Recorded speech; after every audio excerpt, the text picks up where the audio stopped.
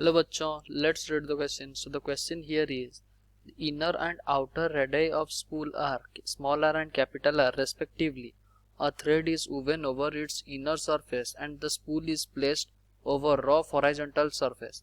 Thread is pulled by a force F shown in the figure. In case of pure link, which of the following statement are false? Okay. तो question क्या पूछ रहा है, हमारे पास एक spool है जिसका इनर रेडियस स्मॉल आर है, आउटर रेडियस कैपिटल आर है। उसको हम इनर रेडियस से हम एक टाई किए हैं, एक वेयर टाई किए हैं और उसको हम खींचने लग गए। ओके, तो हमारा जो स्पूल है वो कैसे कंडीशन शो करेगा वो बताना है। ओके, तो हमारे यहाँ तीन कंडीशन है, मतलब थ्रेड विंड करेगा या ऑनविंड करेगा, या फिर स्पूल कौन से डायरेक्शन में रोटेट करेगा, या फिर फ्रिक्शन लगेगा या नहीं। ओके, ये तीन कंडीशन बताना है। So the key concept of question here is,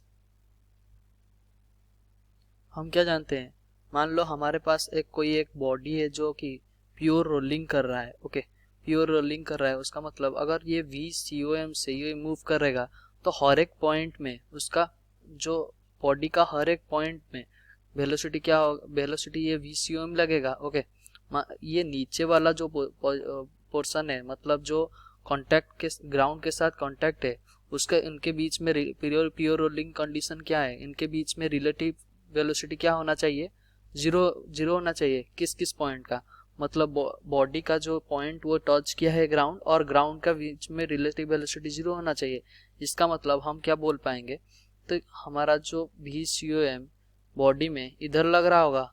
okay, और ये VCOM का कौन अपोज करेगा, जो रोटेशनल वेलोसिटी होगा। ओके, मतलब ओमेगा आर उसको अपोज कर रहा होगा, और ये दोनों बराबर होना चाहिए, so that to make this velocity at the point at the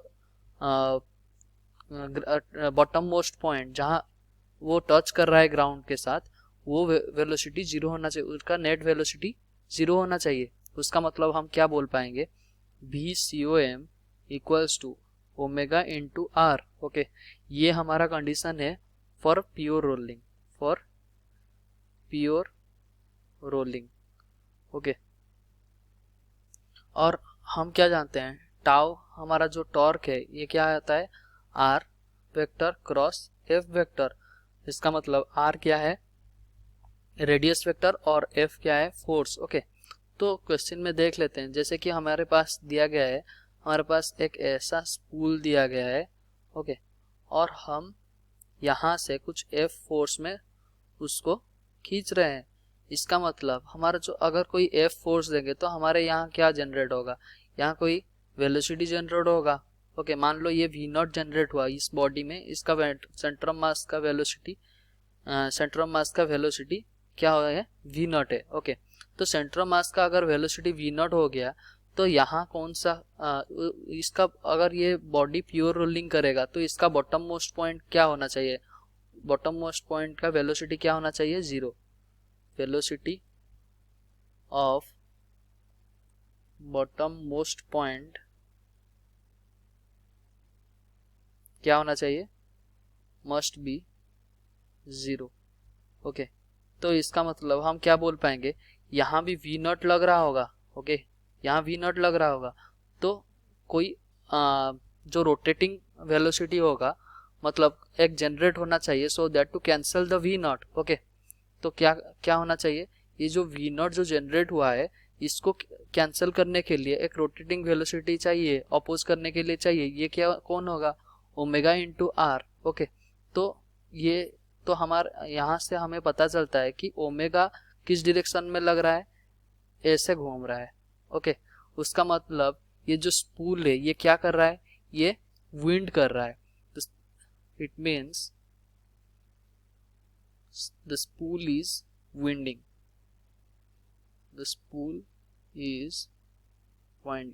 okay, तो स्पूल क्या हो रहा है, वाइंडिंग कर रहा है। ओके, तो सेकंड कंडीशन जैसे हमें क्या पूछ रहा है, स्पूल कौन से डायरेक्शन में रोटेट कर रहा है।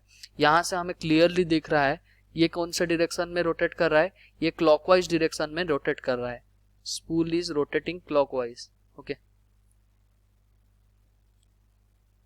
spool is rotating clockwise. Okay और हमें फ्रिक्शन अगर बताना है, देख लेते हैं। तो जैसे कि हमारे पास ये स्पूल है, ओके, और हमें यहाँ फोर्स लगा है, यहाँ फोर्स लगा है, ओके। तो फ्रिक्शन, मान लो अगर हम फ्रिक्शन किस डायरेक्शन में दे रहे हैं, इस डायरेक्शन में दे रहे हैं, ओके। तो फ्रिक्शन इस डायरेक्शन में दे रहे हैं और फोर्स भी इसी डायरेक्शन में दे रहे हैं, तो जो हमारा टॉर्क आएगा तो ये किस डायरेक्शन के लिए आएगा, टॉर्क हमें ऐसा घुमाने के लिए प्रोड्यूस करेगा, ओके। इसका मतलब अगर दोनों फोर्स इस डायरेक्शन में रहा, ये तो ये रोलिंग का कभी नहीं होगा, ये तो स्कीड कर जाएगा।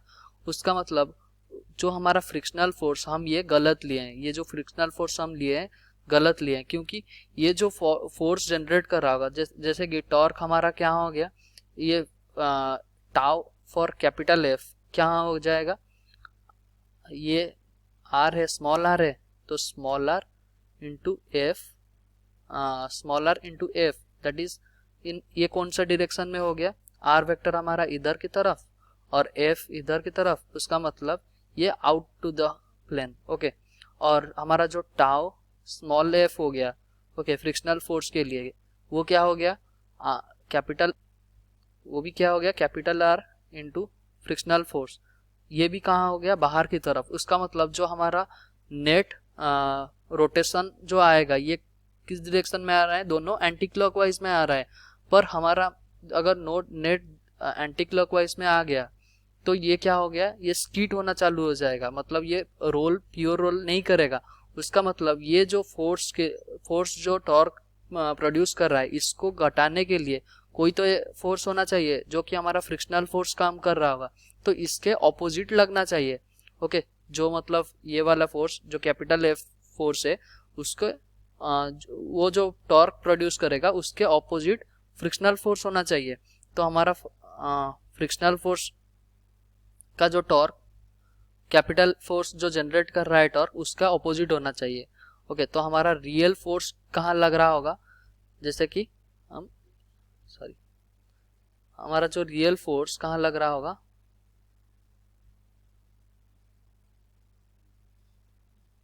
हमारा रियल फोर्स इधर की तरफ लग रहा होगा। इसका मतलब हम ये कैसे बोल सकते हैं कि जैसे कि हमारा आर वेक्टर इधर की तरफ आ गया और हमारा जो torque for the frictional force हमारा किधर की तरफ आ गया, इनटू द प्लेन, ओके। तो इसका मतलब ये जो टॉर्क प्रोड्यूस कर रहा है कैपिटल एफ, उसको कैंसिल कौन कर रहा है, small F, that is frictional force कर रहा है, so that the body will not स्कीड and it will perform pure rolling, okay. तो फ्रिक्शनल फोर्स हमारा किधर की तरफ लग रहा है, लेफ्टवर्ड की तरफ लग रहा है, ओके। फ्रिक्शनल फोर्स हमारा लेफ्टवर्ड की तरफ लग रहा है। तो ऑप्शन देख लेते हैं।